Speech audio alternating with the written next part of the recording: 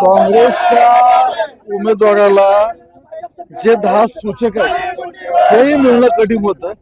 10 घरी जाऊन कसे बसे 10 जोडणी केली, त्यात पण एक कमी पडला म्हणून खोटी सही केली.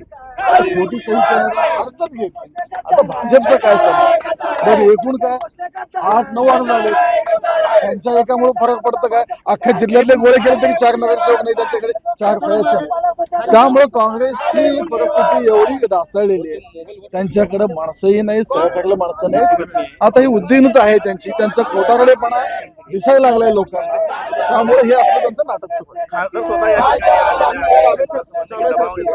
खासदार इथे नगरपालिका, महापालिका, जिल्हा परिषद मध्ये एवढे वेळ दिले असते ना, त्यांना ह्या 10 ठिकाणी सह्या मागायची गरज पडली नसती.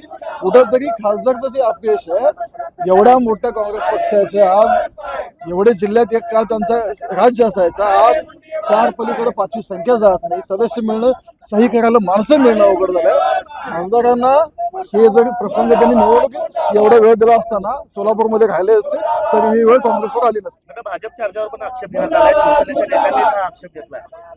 नाही, त्यांनी फॉर्म जो भरलाय त्यांनी अपक्ष म्हणून भरलाय आणि त्या बाबतीत निर्णय आमचे वरिष्ठ घेतले. कारण ज्या महायुतीत ही जागा भारतीय जनता पार्टीला सुटलेली आहे.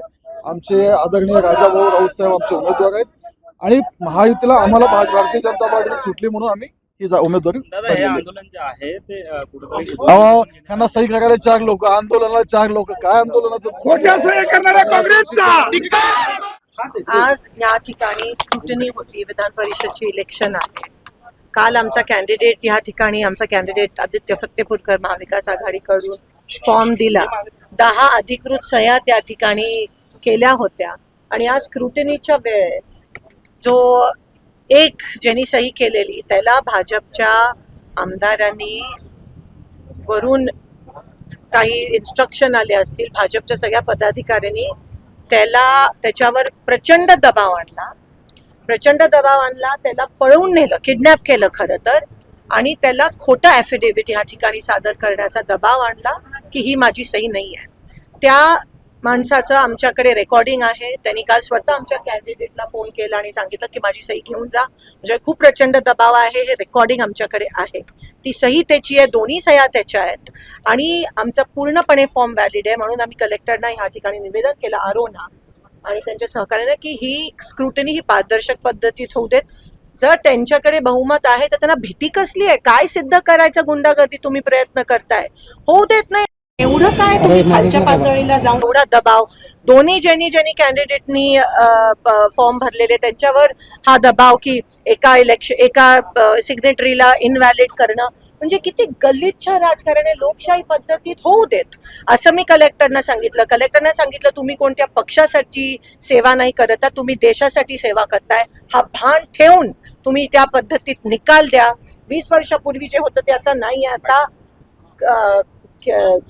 प्रेशर आणून, दबाव आणून माणूस त्या ठिकाणी फिरतो, त्याचा निर्णय बदलतो, हे गृहीत धरून, हे नवीन सर्कमस्टन्सेस आहेत.